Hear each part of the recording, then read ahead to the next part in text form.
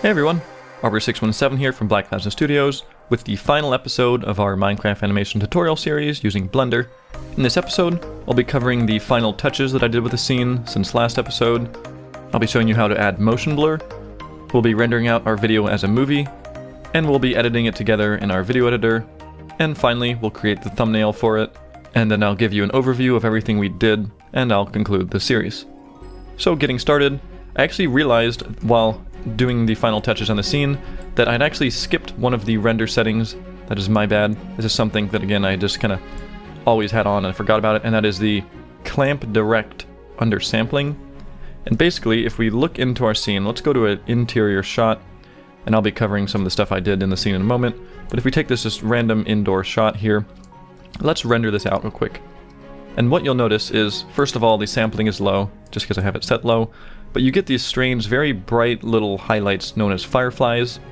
So if I go into another slot, let's go to slot 5, if we change the clamp indirect to 1, and now render it, we will see that that got rid of all the fireflies. If I jump back and forth, everything is the same, other than those little bright pixels.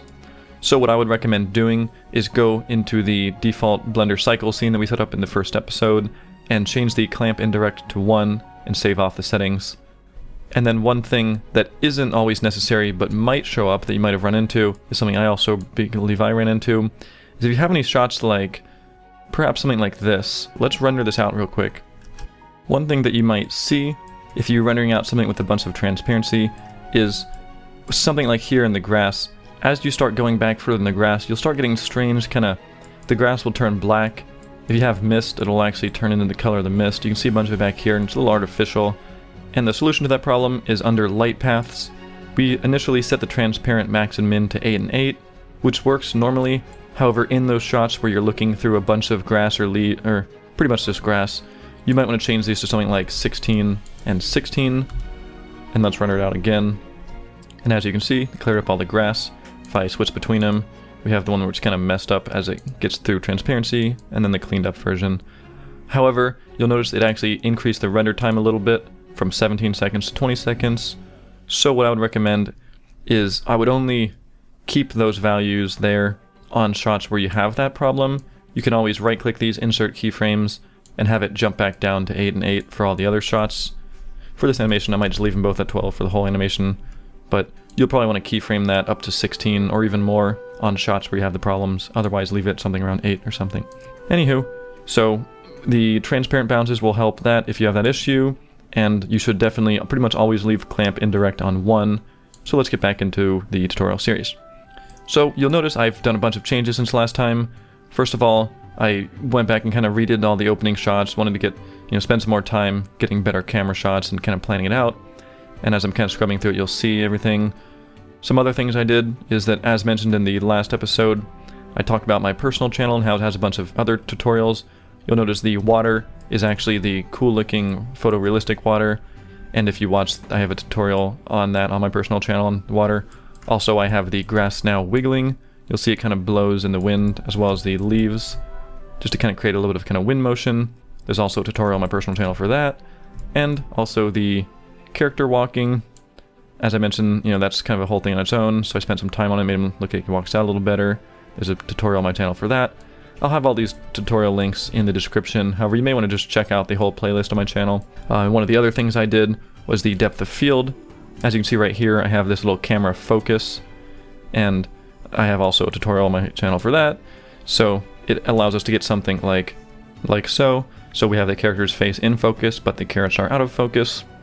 And apart from the little bonus things I did in the tutorial, there's simple animation cleanups. Have things like the character blinking, his eyes move around, he's all animated. And if I start kind of just scrubbing through it, we'll see I added something like the character picking up an item. I told you how in the previous tutorial briefly how there's a hoe here. Right when he touches it, it disappears. Then the one in his hand appears. He picks it up. And I'll actually be giving you the scene file in the description, and I'll let you actually download the scene if you want to kind of look through it all and see how it's all set up. One of the things that I was debating whether or not to include in this tutorial series is actually one of the most heavily requested things is particles, as right here we have him throwing a bunch of carrots into the chest, and I did that with a particle emitter. There's actually all these carrots are being emitted from this little emitter right here. However, I decided not to cover the actual particles in this tutorial series simply because I feel like in order to explain particles properly, it would require a full tutorial and that would just take way too long. So keep an eye out on my personal channel. I'll probably be eventually doing a full particle tutorial, but I wanted to at least leave this in the scene because this, because the scene is going to be downloadable. If you want to kind of reverse engineer it, see how I set that up, I'd at least leave it in here. And maybe just one or two more things to mention about the scene is the lighting, because that's one thing I talked about, that you kind of you'll adjust lighting as you start animating and as you start rendering things out. One thing you'll notice is I had to add a point light in the scene. It kind of moves around a little bit. There it is right now. There's a point light to help light the room up. I was finding that in the inside it was just too dark trying to light the room with these two glowstones. So there's a light, and the light is always kind of positioned so that it's always illuminating his face. When he comes in, it's over here. When he goes over to the table, it moves closer to this area. When he's bringing down a recipe book, it moves closer to the bookshelf to kind of keep his face lit. And even down here, when he's looking into the chest, the light actually moves all the way down here. That way it'll keep his face lit if I render that shot. And while that's rendering, not only did I keyframe the position of the light to move around, but we also changed the strength to different values depending on different shots, because right now it's right next to his face, so I have to keep it kind of dim. But we just want to be able to see our characters. If you don't really do shot-by-shot lighting, you'll find in certain shots that a lot of things are very dark. So let's get into the next thing, is the motion blur. Let's find a shot where there's a lot of motion. Here's one where he swings his hoe down. So let's go right to about here where he's swinging his hoe, and we'll go into a new slot. Let's go to slot 1, we'll hit render. So it seems cool how it is. However, we can make it a little better. So let's go to slot 2. And there's a few ways you can add motion blur. One of the ways you may have seen is under the render settings, there's a motion blur option. If you use this option, and I render this into slot 2, this will actually apply the motion blur directly as you render. However, one thing I've noticed is, it seems like the settings are a little bit high right now. Let me actually decrease the motion blur a little bit. So I decreased it to 0.2. But the problems I seem to have is that it increases the render time a lot in the scene. Sometimes I'm talking about like a whole lot. Here is without motion blur, took 13 seconds. Here is with motion blur, it took 18 seconds. It's 50% longer to render using that. So I've usually stayed away from this motion blur. However, some people might argue it looks a little better. However, for the way I use it is good enough for me, and it's a lot quicker. Let's go into slot 3. And over here on the right, we're going to click on a new thing we haven't clicked on before. Actually, yes, we have. We clicked on it for the mist. It was the render layers option thing. Then we're going to go down here to the passes. This is where we added our mist pass a while ago. But now we're going to add a vector pass. And if I render it out, nothing changes. It just goes back to the way we had it in the first shot. The render time was a tiny bit longer. It was from 13 seconds to about 14.5, well 13.5, 14.5, so added 1 extra second. However, now if we go into compositing, we can move these composite in the viewer over a little bit. Let's Shift A, we're going to create a vector blur node. We're going to put it in between the composite and the add. Then we'll just connect the vector blur to the viewer. And now that we added that vector pass, we'll see a speed option in our render layers way over here. So we're going to pull the speed all the way across into the speed over here. And we're going to pull the Z all the way across into the Z over here. And then it should update. And then we can decrease the blur amount maybe to 0.6 or something. For our animations, we usually do around 0.6 or 0.8. And here we go. You have a little bit of motion blur. You can even increase the samples a little bit. I usually also turn on the curved. Seems to make it a little bit cleaner, kind of smoothens things out a little bit.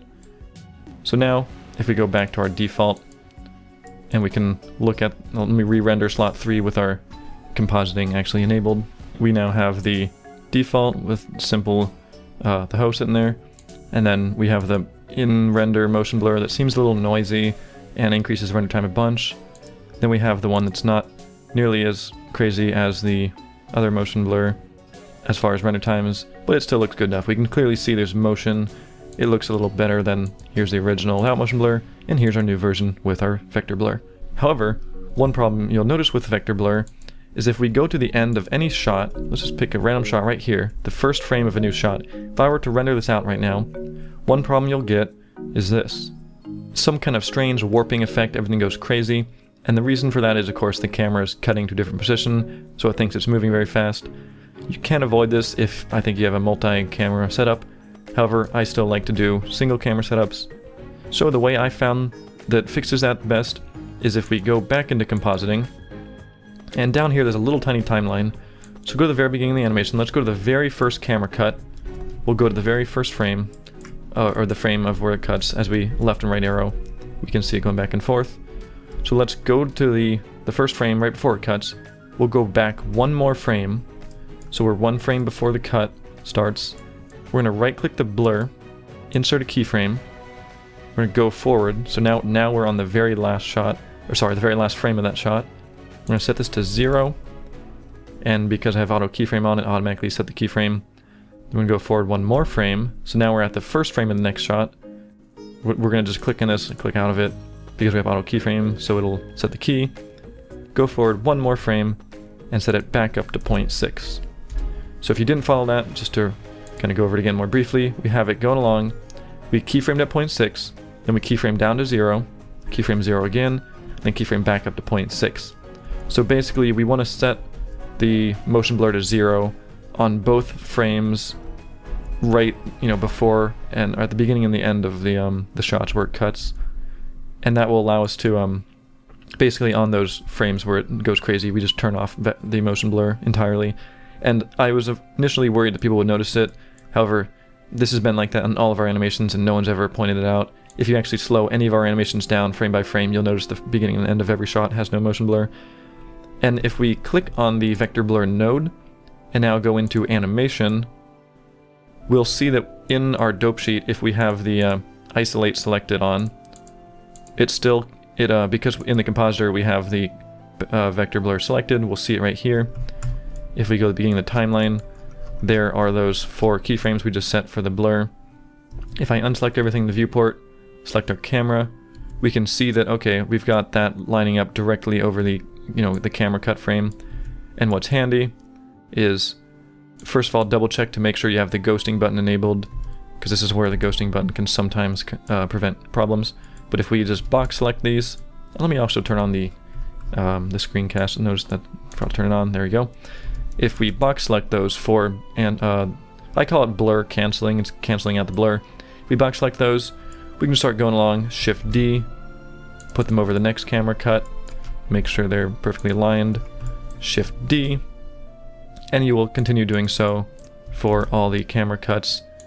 It might sound a little boring, but having motion blur is certainly worth it, and I still personally think one camera shot is just a little easier to deal with than multi-cameras.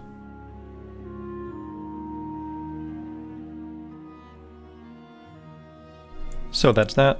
Now we can just double check that all the camera shots have the anti-motion blur right over the different cuts, which we do. So that pretty much covers it for motion blur. And next, we're finally all ready to start rendering. And technically this is something I actually probably should have explained in the animation episode. However, I wanted to kind of group it with rendering, is that there's actually a different kind of render we can do, which I'll be showing you in just a moment. But first, let's set up our output. So let's go back to our render settings, and the output section previously we left alone. What I'm going to do is open this new folder. We're going to choose where we're going to save something. I actually already have some things out here, so we'll just kind of ignore that. Just ignore that Carrots Renders folder. Let's create a new folder, and we're going to call it Draft Renders. And this is something I would highly recommend whenever you're doing animation. You want to first start by just doing like a low draft version of the animation, and we're going to name it Carrots Draft _. And the underscore is so we can have Carrots Draft _ and it will put the frame numbers like 1, 2, 3, 4 afterwards. We'll hit accept. And rather than just rendering the animation, we want to render a draft of the animation. And it's good to really render out that draft first, to just check things like timing, to check things like composition, and you can start putting in music and see if the music synchronizes up to stuff. And what we can do is over here, make sure overwrite's enabled, because you may want to be rendering multiple drafts later on, and you want to just keep overwriting it, is that if we click this button right here, it will render out basically the animation without actually doing all the lighting. It just shows you how it is in the viewport. I'm going to hit escape to cancel that because to save time, I already rendered this, which is why I told you to ignore this thing. I already have it kind of rendered out. But another trick is you don't want to be seeing all these little, you know, rig items and stuff all over the face. If I do a single image one, we don't want to have the draft looking like this. We want the draft to look a little nicer. So one thing right before you ever do one of these little draft render things, if we press N in the viewport, we go under the display section right next to our world background. If we turn on only render, that will hide everything but, you know, well, okay, it'll basically hide the things that don't render, which is what we want. So now we can hit this button and it'll render out a draft of our animation, which in the end will look something like this. And as you work on the animation and you change things, you want to keep kind of every so often, just get in a habit of hit the OpenGL render, let it overwrite all your old frames, bring it back into your video editor, and I'll be showing you how to bring it into your video editor in just a moment, but it's good to do drafts of animations first before doing the final render. However, when you all are ready to go, what I would recommend now is turning this overwrite button off. We're going to click on this icon, we're going to go to create a new folder, so we have our draft renders. We're going to create a new folder and then we're going to call this one Final Renders. Then we're going to click that and then we're going to change it to something like carrots final underscore. And the good thing about having this in a separate folder now and overwrite turned off is if I were to start animating now, or sorry, not animating, if I were to hit the animation button, we'll notice it's going to start rendering into that carrots final. It'll do all the lighting and all the rendering and stuff. And every time it finishes a frame, let's let it go for a moment. It'll do the frame number 0, it finishes, and it moves on to frame number 1. And if we want to stop this at any time, we hit escape to stop it. Well, actually, let's let it finish the second frame. We'll hit escape to stop it.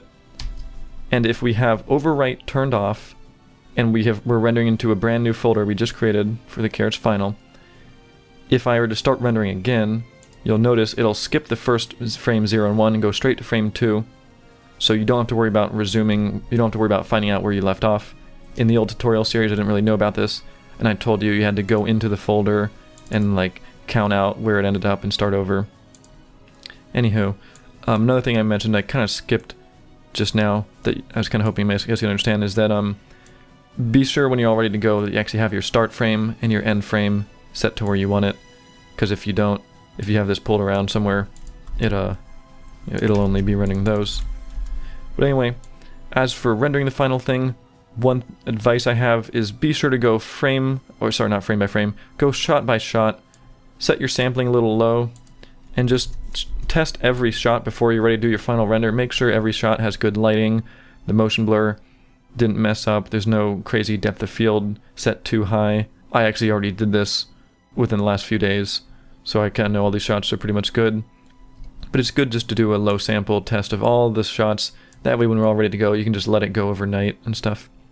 And when you're all ready, you'll probably want to set up the renders to the render samples up pretty high. For this animation, I'll probably go to like 128. It's the power of 2, which is kind of nice. But you don't have to do powers of 2. It's just kind of a habit I've done sometimes. I usually keep my animations around 100 to 150, depending on if it's outdoor or indoor. And one thing to note is you can keyframe the samples. So what I might end up doing for this animation is keep it at maybe like 128 for all the outdoor shots, insert keyframe, and then for the indoor ones, I noticed it was a little noisy. I'm going to go up to 256. Oh, okay, so here's a problem I just noticed. This is actually, I'm glad I had this problem, because this is the thing that used to bother me a lot. So, see how I have the camera selected? And remember how we used to hit the up and down arrow keys to jump between the keyframes. One thing you're going to notice is it's actually, when I hit up, it jumped a frame before the keyframe. And the reason for that is, in our compositing, we still have the vector blur node selected, which has keyframes. So if I unselect that, then go back to default, now if I hit the up and down arrows, it'll work correctly. I didn't know that for the longest time, and that used to bother me. So now let's go to the frame before he goes indoors. We'll set the samples to 128. Inside will be 256, we'll double it for the indoor shots. And we'll go to right before he jumps back out. and back outside it'll go back to 128. And I'd recommend, if you ever have any indoor versus outdoor shots, to kind of do that to keep the outdoor ones rendering a little simpler, but the indoor ones a little less noisy.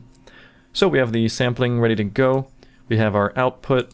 We have our, we're in the final render folder. We have the overwrite turned off because we want to be able to just kind of hit render and let it go. I would recommend letting things render overnight because it will, as we noticed now, if I hit animation, actually let me go back into that folder and delete those little test frames that we were just putting out. Let me get rid of those because those were just a low sampled draft I was showing you as an example of something. So now it's empty, and now we're going to hit save, and when you're all ready to render, you'll hit animation. You can let it go, it'll take a while, and if you ever want to stop, we can just hit escape, and when you want to resume, all you have to do is just hit animation again because we have the overwrite turned off, and it'll just pick up where it left off. But one little advice I have is, if you have any friends with good GPUs, you can have them help render. That's how we pretty much do almost all of our animations. We usually have at least 2 people render it.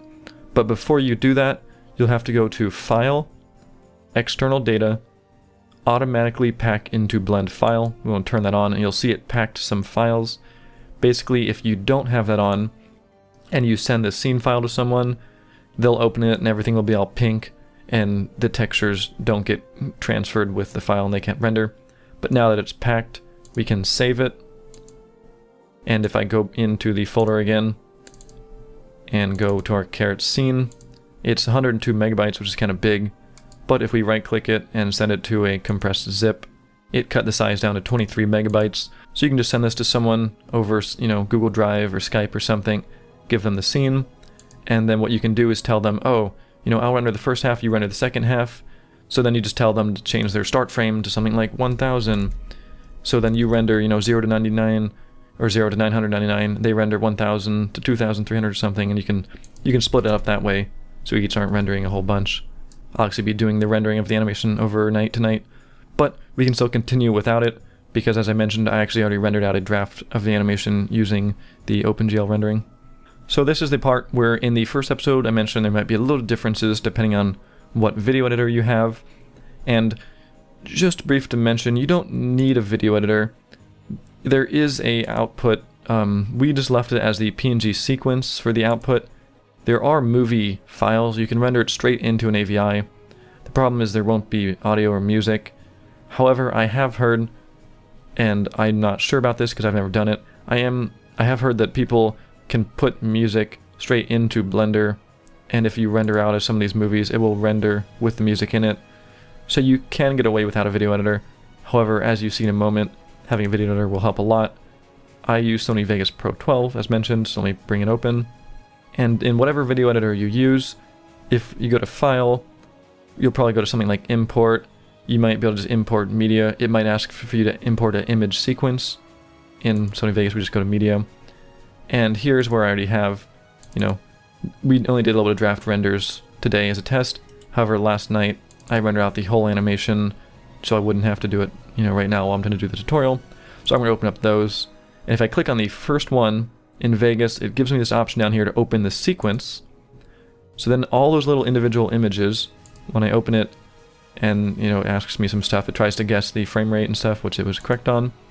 And now if I bring that in, it turned all of those all those frames into a single image sequence, which we can now move through as if it was a single movie. If I press play, it will play at real time, or not at all, because my hard drive was updating right there. I actually have a little bit of issues with my hard drive, where it doesn't really stream files from it quickly. But anyway, this is what I was mentioning earlier about rendering out a draft. So normally you'll render out drafts into your editor, you'll put in music and test it, and then later, when you're all done, all you have to do is swap out the footage for the final renders. But it's good to render these drafts because you can press play and watch it at real time, no matter what kind of computer you have, unless you have my computer with a hard drive that's not playing the frame sequence back at real time. It's just being a little bit annoying right now. But anyway, as for music, I actually use Epidemic Sound, which is a audio library that has a bunch of music. You normally have to get a subscription for it, but the network we're partnered with, the Curse Network, they have free access to all of the Epidemic Sound music. So if I, just pick a random song, combat zone doesn't sound very fitting, but if I put the song in, we can have the music playing in the background. If you're interested in Curse Network and you want to have access to Epidemic Sound, there is actually a link in the description of all the BPS videos on how to join it. Again, I would highly recommend the Curse Network because they have a lot of cool perks, such as the music library. And as for sound effects, this is something that I was contemplating whether or not to put a download link for the Minecraft sounds in the description. I decided against it simply because every new version it pretty much changes. So if you're watching this tutorial in like a month or two from when I made it, there's going to be more sounds. I would just do a quick Google search, but if we go into some Minecraft sounds, you'll probably have something similar to this. And if we want to put things like, there's no horse in the scene, but if I put a little horse idling, you can drag and drop sounds, and you combine the sounds with the music, and you get your video. And when you're all done the video, depending on your video editor, you can render it out, as an actual video file, which you then upload to YouTube. And that's almost it. However, one more thing that I wanted to cover in this series is making thumbnails, because some people kind of neglect this. And yeah, you have enough information to do thumbnails on your own. However, I wanted to actually create the thumbnail for this animation, just so you can see how I set them up. And maybe I'll do like a little speed version of it real quick, so you can just see me kind of doing a speed render of the thumbnail. Whenever I do thumbnails, when I'm all done the animation, I'm ready to render it, and it's all saved off, the first thing I do is I go into the scene, and we're going to save it as a new scene. We're going to call it something like Carrots Thumbnail. That way we can change it around without messing up the old scene. And then what I do, I go into the animation. Actually, let's hide this. I go into the animation. I turn off the isolate only selected things, and I'm going to hit A again, and we're going to delete all the keyframes. Because this is going to be an image render, we don't want things moving around. So we get rid of all the keyframes, and we're going to start setting up our thumbnail.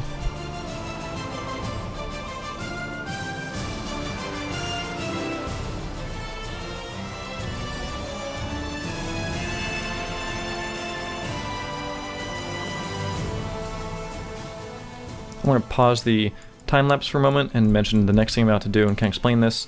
It's a good thing I explained the thumbnail making, because a cool little trick I do when making thumbnails is if we split the screen, one thing we can do on the right side, we can press numpad 0. We can be in the camera on one scene, in one little viewport, but outside the camera in another. Let's kind of get a good view. And if we press the N and do only render, now we can see exactly what the thumbnail is going to look like, even though we're in here moving things around.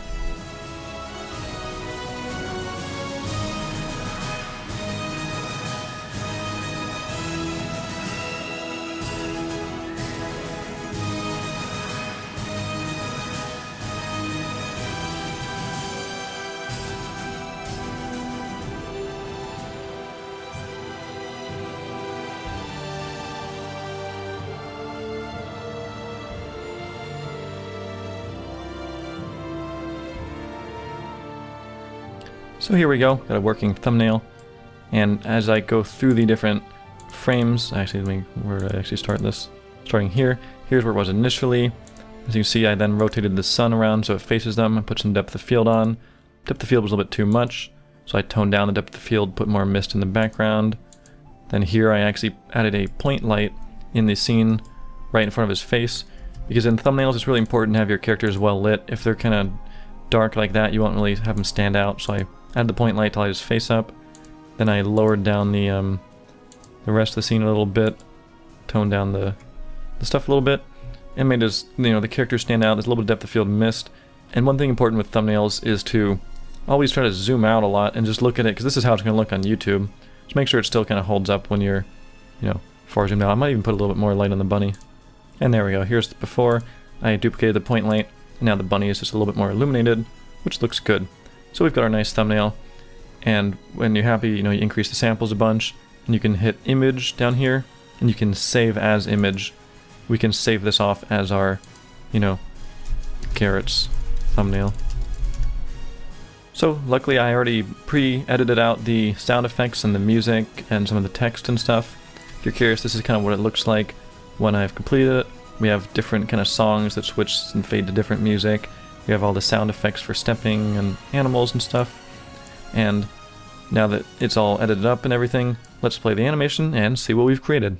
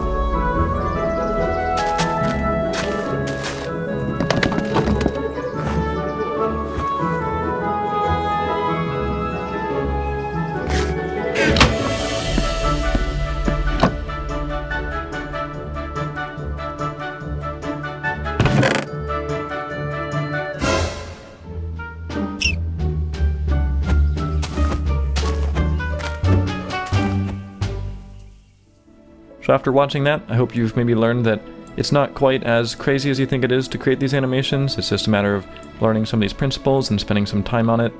I'd like to overview everything we've done so far, just to really put everything into perspective before ending this series. So first, I talked about what you'd need to do Minecraft animations, specifically choosing your graphics card. Then we built our world in Minecraft once we had an idea for the animation. We downloaded Mineways and converted our world. We set up our Blender settings, and we saved off a default scene with those settings saved. We brought the world into Blender, and we applied the textures using MC Prep. I explained the basics of navigating around in Blender. We moved objects to different layers to optimize the scene performance. We did some advanced scene optimization by cutting away the unused section of the world. We brought in the sky texture, and I showed you how to rotate it around. We imported a character rig. We then set up our skin so it would work with the rig. I showed you how to import items and blocks and adjust some of the terrain. I showed you how to render the scene. We talked about ambient occlusion and adding a sunlight, as well as using objects as lights. I showed some advanced settings for vegetation materials, such as ignoring the back facing and translucency. We added the mist. We added a glow or boosh effect. We looked into previous BPS animations and how their lighting was set up. And in the animation episode, I went over a lot of different things, such as keyframing, auto keyframing, moving around character rigs, the dope sheet, parenting objects. And in this episode, I finished by showing you all the things I had done on the animation since last episode. We then went into showing you how to set up motion blur, as well as canceling out the motion blur problems at the camera cuts. I showed you how to render out your animation into frame sequences, both as the OpenGL draft versions, as well as how to set it up when you're ready to do the actual animation. I showed you briefly how to import the image sequence into your video editor, and you can put in things like sound and music. And finally, I showed you how to create a thumbnail, which you'll be using when you upload it to YouTube. So that's it, and that concludes this tutorial series. I hope you enjoyed this series. I hope you learned something from it. As I mentioned before, I'll be having the blend file available in the description if you want to download it and check it out. Again, thanks so much for watching. If you're following this tutorial series and you end up making some cool animations from it, be sure to let us know somewhere. Maybe send an email to the Black Plasma email, or message me if you have any contact with me. Also, if you're really serious about making Minecraft animations, and as you're doing this you're just really enjoying it and you want to do this full-time as a job, you can check out the apply page on our website. If you go to blackplasmastudios.net, there is actually a 3D animator position which we always have available in case ever anyone comes along and follows the series and learns Minecraft animation and really wants to do this as their job. We do have a few more positions available to join the Black Plasma Studios team as an animator. However, you have to be extremely dedicated and willing to learn a whole bunch of stuff on your own and be able to put together animations fairly regularly for the channel. But otherwise, I hope you just go to make some animations on your own and I hope you enjoy it. And thanks again for watching. This is Arbor617 from Black Plasma Studios. See you around.